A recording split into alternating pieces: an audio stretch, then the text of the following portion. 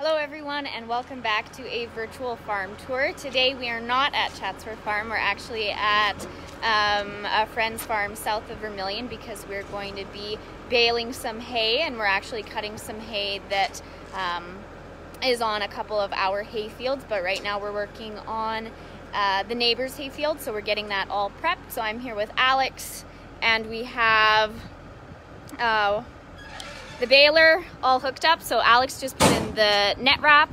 So we have our baler all hooked up, and this is the net wrap. So this is what we use instead of twine to wrap the bales. We just find it's a little bit faster and you don't need as much. So we're gonna continue on. So this is my brother Alex.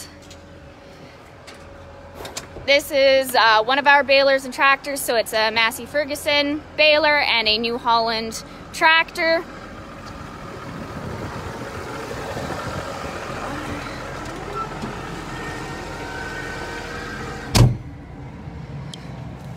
And we're gonna get going. So this might be a little bit of a shorter video because we don't have as much to show you, since once we start the baling process and get going, it's repeating steps over and over again. So picking up the hay, it gets fed into the baler, and then we bale it, and you just do that over and over again until you're finished with the field.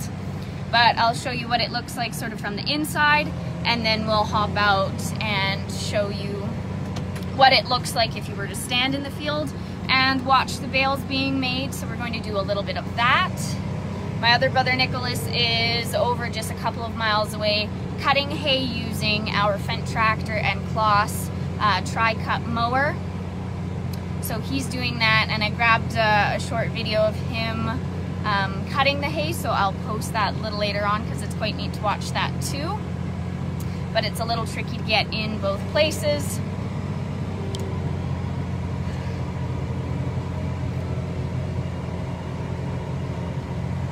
So we're going to be just heading to our next field.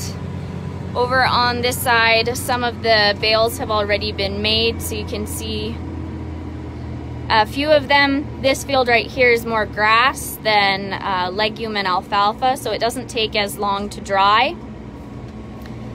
So the process for cutting hay starts with making sure that all your, whatever it is you're cutting, your grass, your alfalfa, is at the point just before maturity. You don't want it to get overripe. With alfalfa, it'll start to flower, and you still want everything to be sort of nice and flexible. You don't want the stems getting too mature or too tough, because then the feed quality goes down. So you want to cut it just before it reaches its peak. You'll either use a cutter like ours, or you can use a mower conditioner. So they both work in the same ways, where they just cut the grass or the alfalfa, and it drops it so it sits on top of what has been cut, kind of like when you're cutting grass, but instead of chewing it all up and spreading it everywhere, it keeps it in nice rows, windrows. And then once it dries, so you need your hay or your alfalfa to be fully dry. You don't want any moisture in it when you're making hay.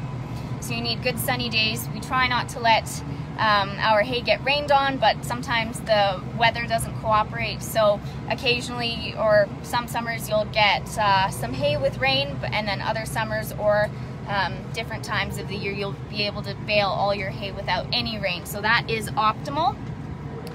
We do also use a rake, so that rakes the windrows together, so it kind of cuts the work in half. So instead of having 3 rows, you have 1, and it also helps to aerate the hay or the alfalfa, so you get more wind going through. You have the sunshine hitting different parts of the crop. So raking it does those 2 things. And right now we're at our field. So we've got a beautiful blue sky. You can see the canola in the back, so that's the yellow you can see. and then this is the hay field. So Alex just is removing the bucket, so the front end attachment on the tractor, and that just helps us. It's one less thing on the tractor.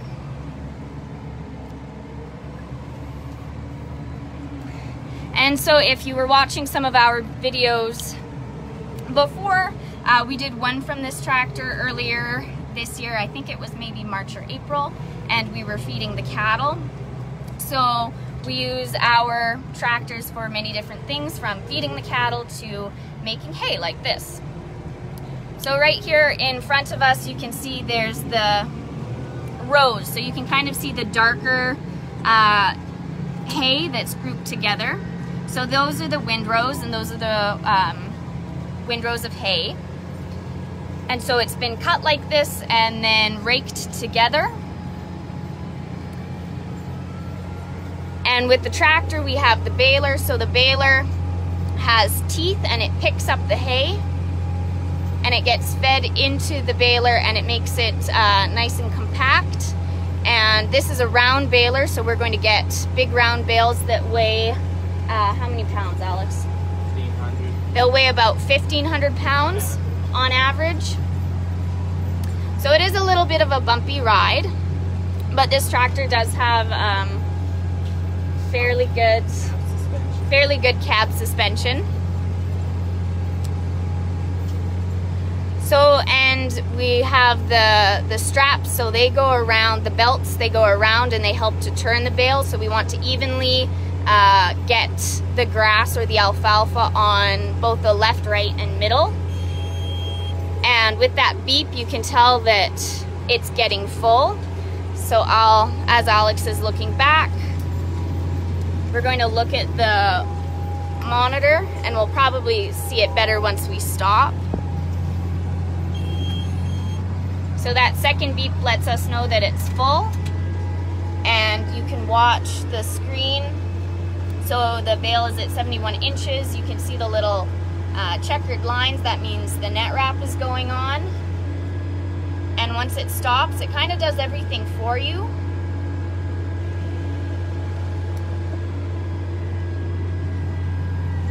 And then the back gate opens up and it kicks the bale out. And we beep again, and we're going to test the bale. So we have our tester.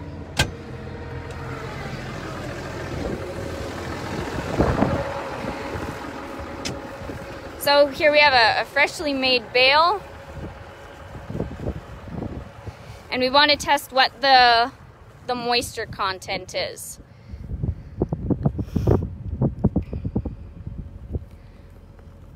So it's at 13, and we test in different places. So as you get closer to the core,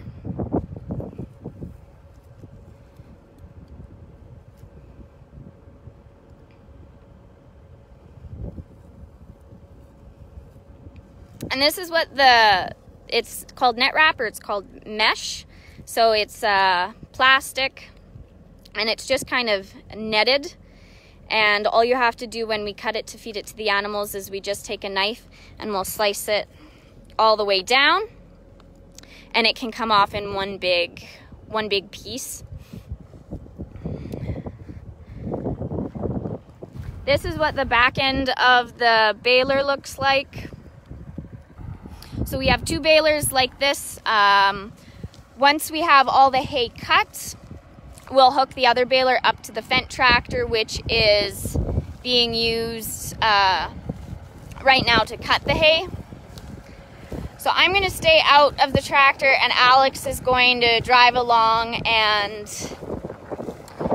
fill the baler. So it can go quite a bit faster than I can walk. So I'm going to try and get ahead of it a little bit, which with the newer balers and the newer machinery, you're able to go quite quickly.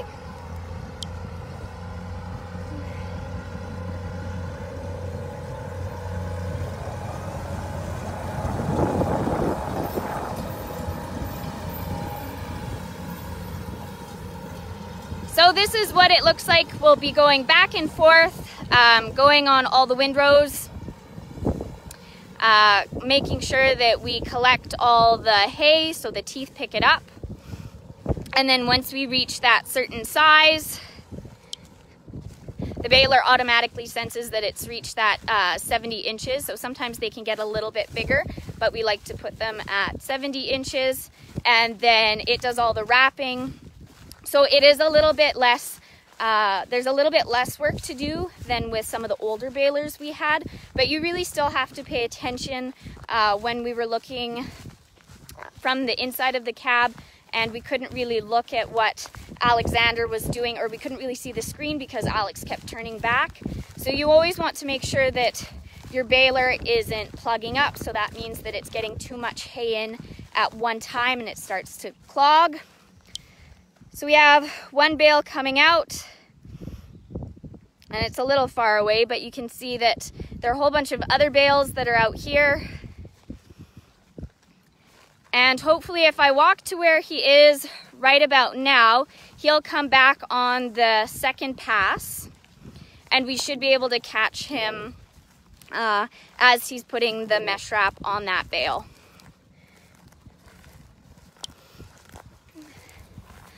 We also carry a fire extinguisher with us, so in case a fire happens, because we are dealing with belts that are moving very quickly and the hay is very dry, so it's sort of a prime conditions for something to happen. So we always carry a fire extinguisher with us. We have ones that are just filled with water, and then we have an actual sort of a regular fire extinguisher that we keep on the cab and attached to the baler as well.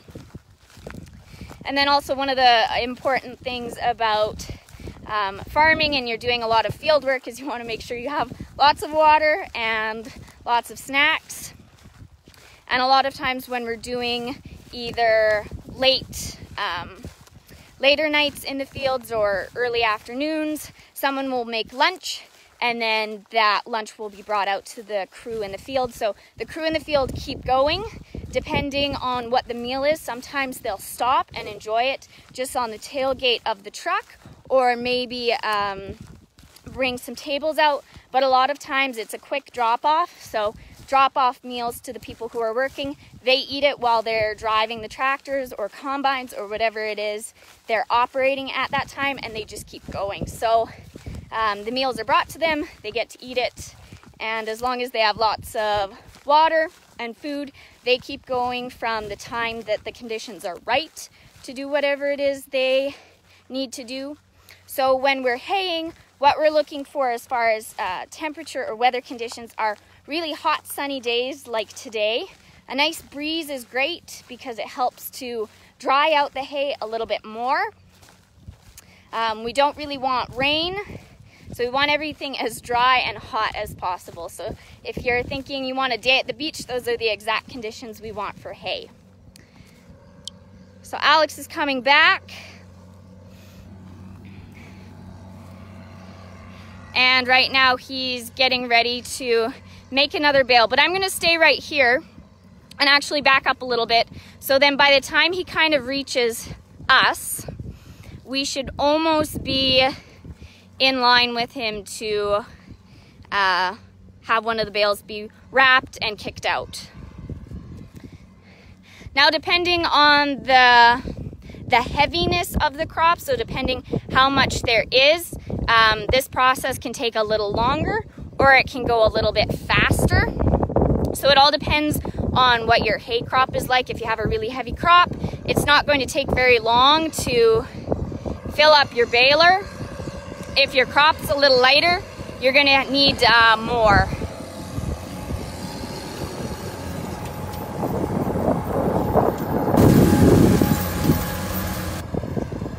So you can kind of guesstimate where the bales are going to be made in terms of where the other ones are placed in the field. So there's a grouping right here.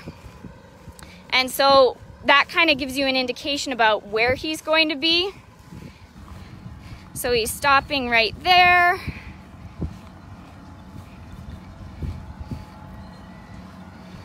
So right now the baler is putting the net wrap on.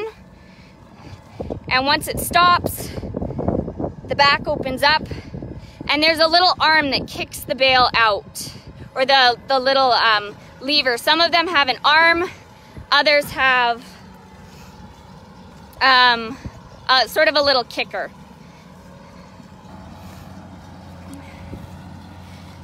So again, we just go back and forth throughout the field doing this.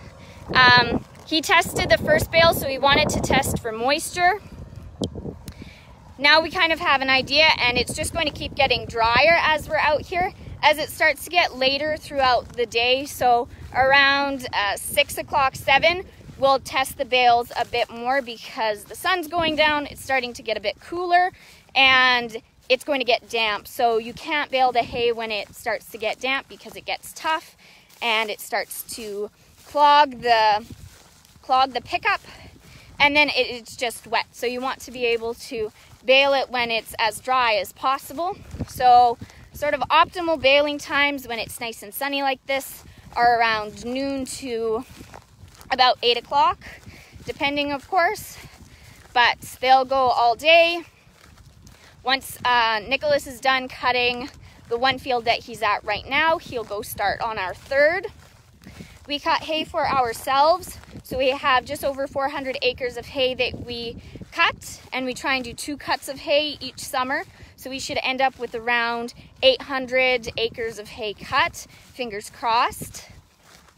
And that's spread out between 4 different fields. And then we also do hay that we also will custom cut hay and bale for neighbors or people within our community. So our cutter is quite unique. It's not used very widely right now, so it has one cutter in the front, and I'm sure it's really windy right now. One cutter in the front and then 2 on the back. It kind of looks like a little bit of an airplane. So you're able to cut very quickly and cut a lot of acres in a very short amount of time. So you can do a great big field very quickly. So Nicholas is doing that. Once we get all of the hay cut, we get both balers on doing all the hay, since it takes, it cuts all that time in half. Then having the rake cuts that time in half again. And once we have all the bales baled in a field, we need to be able to group them up. So they can't stay out here throughout the summer because all this hay, which I'll show you what it looks like actually. So this plant right here, this is alfalfa. So you can see it's been cut and it's quite sharp where it has been cut. So this is alfalfa. It's a legume, and once it's blooming, it's really pretty flowers. So it'll look like this all the way up, and then it'll have lovely purple and pink and sometimes yellow flowers. And then the rest of this is just a brome grass. So this gets cut, and once it gets cut, it'll start growing again. So it'll start growing up, and so that's why you want to be able to get the hay baled fairly quickly, because the hay that, or the grass and the alfalfa that has just been cut will start to grow back up through what's been drying. So you want to get it out of the way before that happens, and you want to get the bales out of the way as well, because if you're doing a second cut, so you cut it once earlier in the summer, then you cut it again later in the summer. Otherwise, if you leave the bales out here, hopefully that's better with the wind. If you leave the bales out here, you're going to have to try and cut around every single bale, and that's quite a difficult thing to do, and you lose a lot of time and you lose a lot of hay. So we try and group the bales up as quickly as we can. We also want to group them up so we're not driving over all the hay or all the grass that's growing.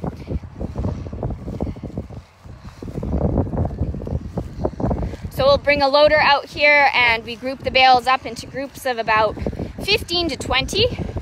And then we bring one of the big trucks in here, and we're able to gather them all up, take them home or wherever they need to go. So Alex is coming back, and on this round we're going to get him to stop once he gets the bale out.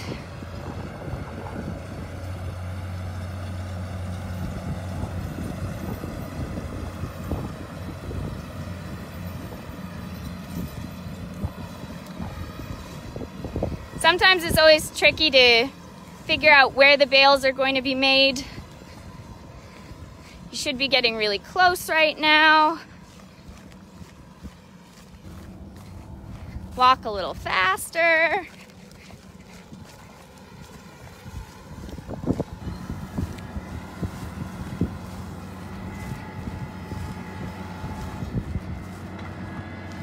So here we have the bale.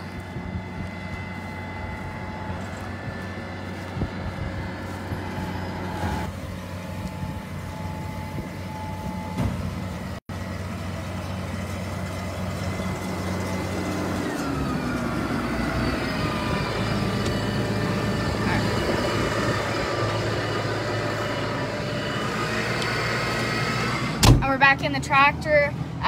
When we're working around machinery, we always want to make sure that the person driving sees the person who's outside. So always make sure that they acknowledge that you're there before you approach them or open the door or get on the step. So being safe around all the machinery, whether that's the actual tractor or say the PTO, the power takeoff, is very important because these are big machines, they have a lot of power, and some bad things can happen if you're not safe around them. So we're going to show this again so we hear that beep. We know we're getting close to filling the bale. And we can look at the screen over on the, just attached to by the window. So Alex, you want to tell us a little bit about the baler? So it's a Hesson 2856A. It's a newer baler. We've had it for a few years, or a couple of years, or a few years. We've had good luck with them. If you look on the front of the baler here, just behind us, you can see the white box with the gray top. That's actually a preservative applicator. So in marginal conditions, if you're not, preferably you want to bale at 12 to 15% moisture, but sometimes you're not able to achieve that much dry down. So the preservative applicator allows us to bale when the conditions aren't super favorable. We can have a little more moisture in it, and it'll help preserve the bales so they don't heat or spoil. And as far as the baler, I guess Charlotte explained it, there's a pickup with teeth that lift the hay up into the, it's called the throat of the baler, and it continues through into the bale chamber where the belts start the bale, and it continues to grow from there, basically. And this little switch here is just to turn your preservative on and off when you're tying the bale. You don't want to be just putting. You don't want to spread preservative while you're not doing anything. And then this screen also tells us how many bales we've made in this field. 62. So this field we've made 62. And so we have a couple of different settings, so you're able to keep track of how many bales you've made on each field, so you don't have to manually keep track. Yeah. And it's fully automatic baler, so there's no you pretty much just have to drive and stop and go back and forth across the windrow to make an even bale. It'll show here to fill. You have 3 bars to show you. So we have one right now. It's telling us to fill where it's either yellow or red. It's telling us to fill that one side. And now you can see it turning green. That means your bale is an even shape across the top. You want a nice square shouldered bale so the rain runs off it properly and it's easy to handle and stack. So it's important to have a nice flat. So it's not bale. Lopsided. And the preservative we're running is just it's a wheat germ preservative. So it's just natural. Yeah, it's a natural preservative, fine for the animals, but it allows us to bale when the moisture might be a little bit higher. In this field, it's 13 to 20%, so it's a little on the higher side in some spots. For the most part, it's okay, but it's safe just to put the preservative in with it, so that way you don't have any smoke. We have a couple questions. So one of them is, how fast are we traveling? So when we get up to speed, like right now, we're going at about 9 miles an hour. 9 miles an hour. To start the bale, you normally start out a little more slowly just to get that bale turning in the chamber to get the core of the bale started. But once you get the core started, you can start going a little faster. But your speed is all dependent on conditions and like how rough your field is, how much hay you have. If it's a heavier crop, normally you're going more slowly. In some instances with straw that's chewed up and very short, you'll have to slow down more. It's harder for the baler to make the bale. But in nice dry hay, you can normally go about 10 miles an hour depending on field conditions and things like that. So we have about 9 to 10 miles an hour. And then one of the other questions was, why are you looking back so much? So as you can see here, we have the pickup teeth, so you can see them a little bit more clearly now. They're going quite quickly, but that's what picks the hay up. So it's really important that as we're driving, we're not just looking forward, but we're also looking behind us to make sure that there's no smoke coming from the belts or the bale, making sure that we're not clogging the pickup teeth. So when we're traveling this fast, and depending on how heavy your crop is, as it's taking it in, it can get plugged. So it's kind of like eating something really quickly and you start choking. It's that same kind of idea where you're going a little bit too fast maybe. So you just have to really pay attention to what's going on behind you. So right now it's a little bit heavier, so you maybe want to slow down. But then you have to keep an eye on what's in front of you, because not all of the rows are straight. So we have things like sloughs that are what are called ponds that kind of get in the way. So we have windrows that kind of make a circle. So you have to make sure that you're keeping an eye on what's in front of you and behind you. So it's a lot of looking back and looking forward. And one of the things that newer tractors have right now are seats that are a little bit more ergonomic, so they allow you to turn a bit more. They're a little bit bigger. It's actually quite a bit more comfy than driving in some trucks or cars. They're meant for extended periods of just sitting in the tractor and doing a lot of looking back, checking behind you to make sure that everything is rolling smoothly. And you want to watch to make sure that the bale comes out properly. Sometimes you'll have to manually wrap the bale. Something will happen that it just won't tie itself, so you can do that manually. And one of the things that if you do get plugged, so if your pickup teeth take in far more than it can handle and feed into the baler, we turn everything off. So you turn the PTO off, which is the power takeoff. So that's that longer black shaft that's turning everything. So it's running at how many? 950 RPM. So it's running at 950 RPMs, which is revolutions per minute. So it's moving very quickly. So we turn that off, we make sure the tractor's off, and we go in there and we manually pull the hay out, because sometimes you can get it to unplug just by reversing or moving the baler forward, but a lot of times you just have to get out and pull the hay out yourself.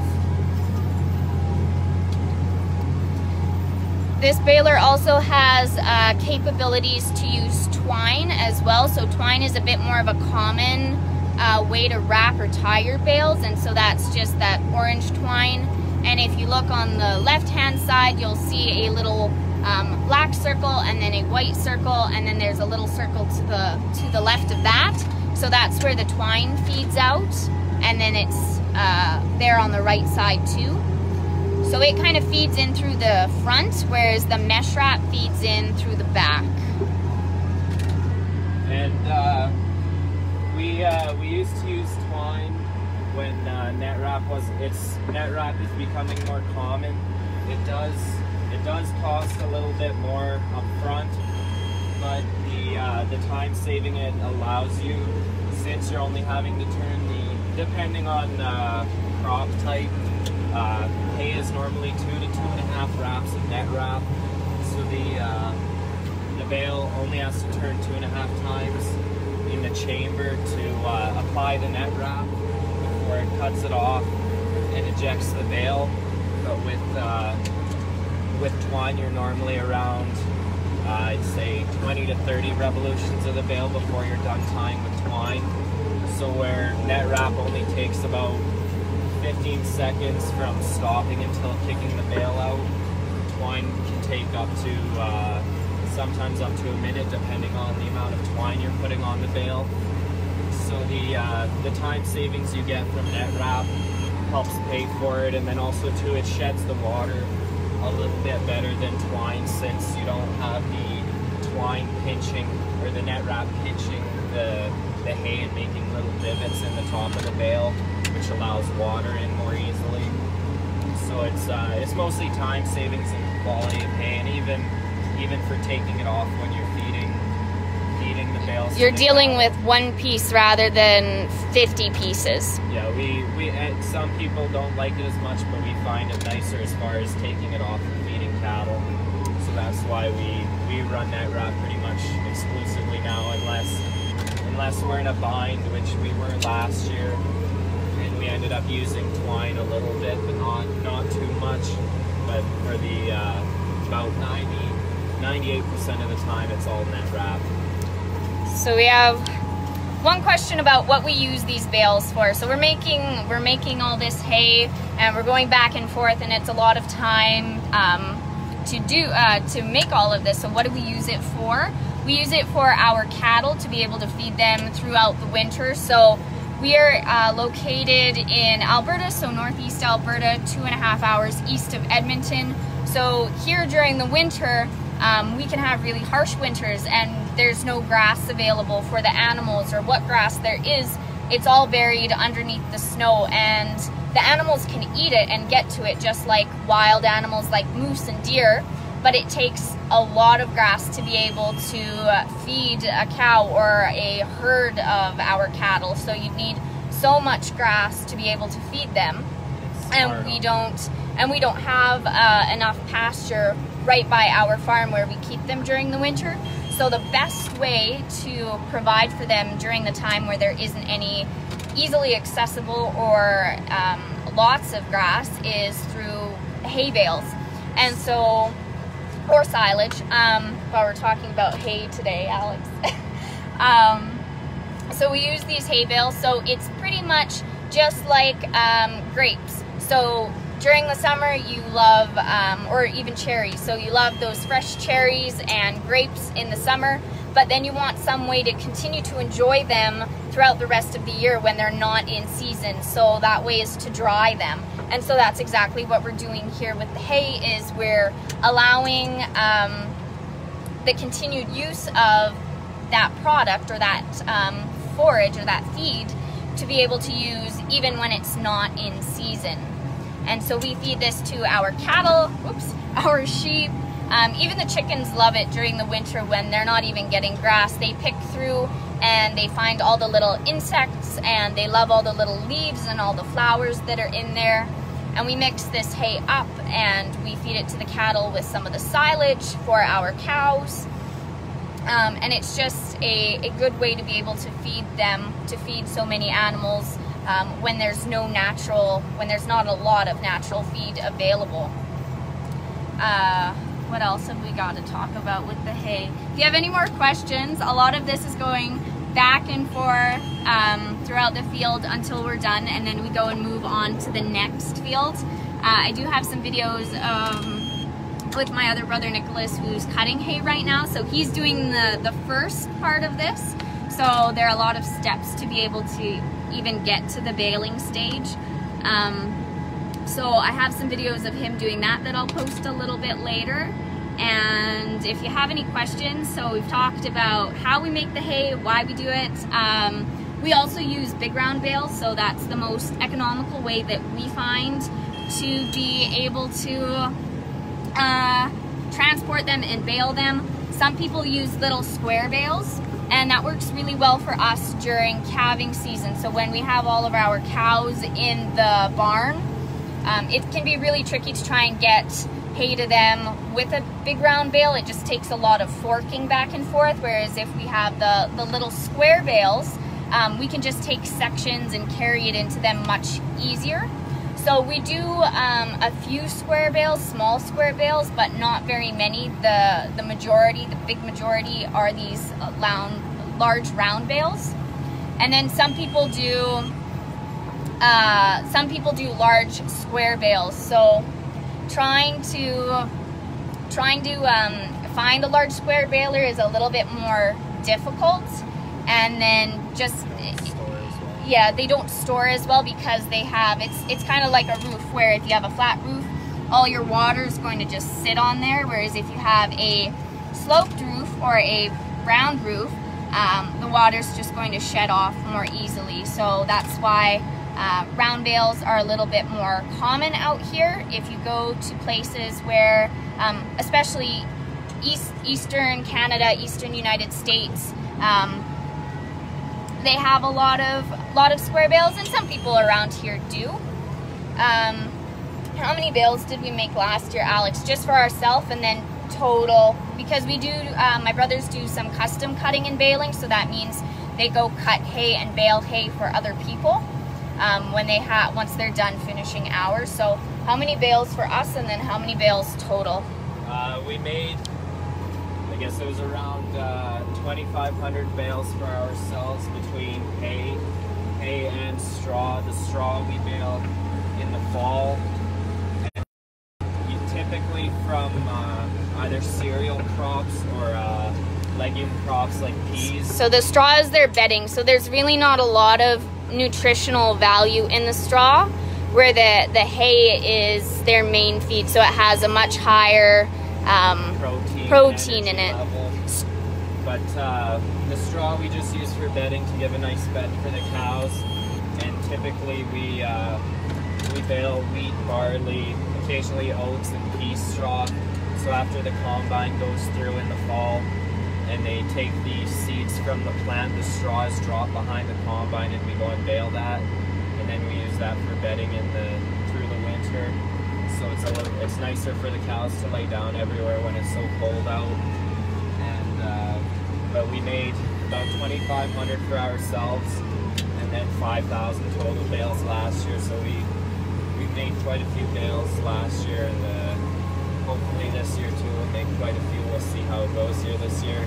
It's so the saying "make hay while the sun shines" is exactly what it means. So you make hay while it's nice and sunny.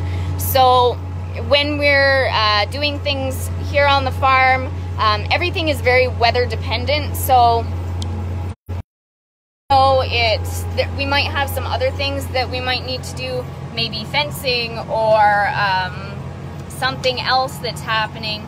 If it's nice and sunny like this and we're in the middle of getting hay ready, everything else kind of gets dropped, and you move on to what's important at that time, or what you can do during the perfect conditions. Because if we have a rainy day, we can go do something else. It might not be as nice in the rain, but you're able to still complete the job, where if it's raining and we're cutting and we're wanting to make hay, it's not possible.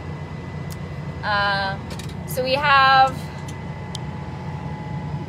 so again, this is what the windrows look like. And so they've been raked together. So they make one bigger row. And then the idea is to not drive on the hay, because if you drive on it, it starts to get compact and it gets pushed further closer to the ground. So we just kind of straddle it with the tires of the tractor. And you can also adjust the width of your windrow on your cutter. So if you maybe have a smaller tractor or a bigger tractor, or your baler has a different size of a pickup, you can kind of adjust it to make it fit whatever your specific needs are.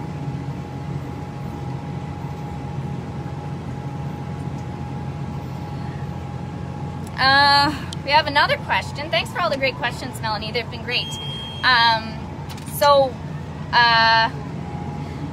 She just asked, wasn't there a hay shortage in Alberta? Why? And so there can be kind of two reasons for a shortage of hay, or not being able to get your hay off. One of those reasons might be that it's really dry, and so while that's excellent for cutting and baling the hay, your hay crop itself isn't going to be very thick or lush. It's kind of like your garden. If it's a really dry year, you're going to have to put so much more water on it, and it's going to take a lot more effort for it to grow, where because we don't use irrigation, so we don't have irrigation out in our fields, we have to rely on the rain itself. So if we don't get a lot of rain, our hay just kind of has to do its best with what it gets. And if it doesn't get a lot of rain, it's not going to produce as well, or it's not going to be as thick.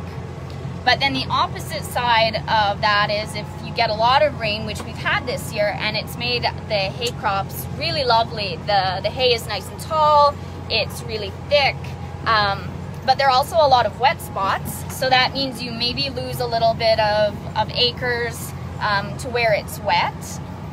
But then if it also keeps raining, every time it rains, that means you kind of have to restart the process once that hay has been cut. So it's been cut and it's been drying for a day, but then it rains, so then you have to wait another day and another day until it's dry enough. But then if it rains a couple more times, you're waiting until you get at least 3 or 4 days of really nice hot weather before you can bale it.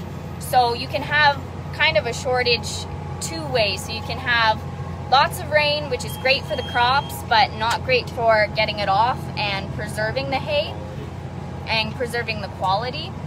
Or you can have no rain, but it's excellent for getting everything baled and cut, but your actual volume of hay and your production is going to go down. So you kind of need the perfect middle ground. So you need decent amount of rain at the beginning, so we had that through April and May, so that gave everything a really great head start.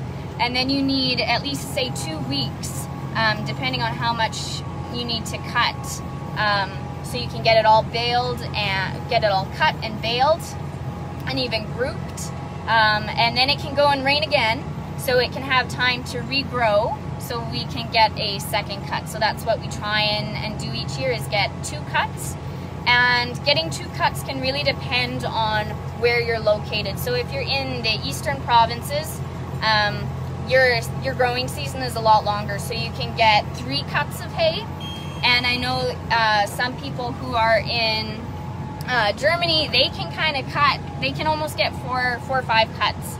So it really depends on where you're located and what your conditions are, but typically here 2 cuts is your maximum.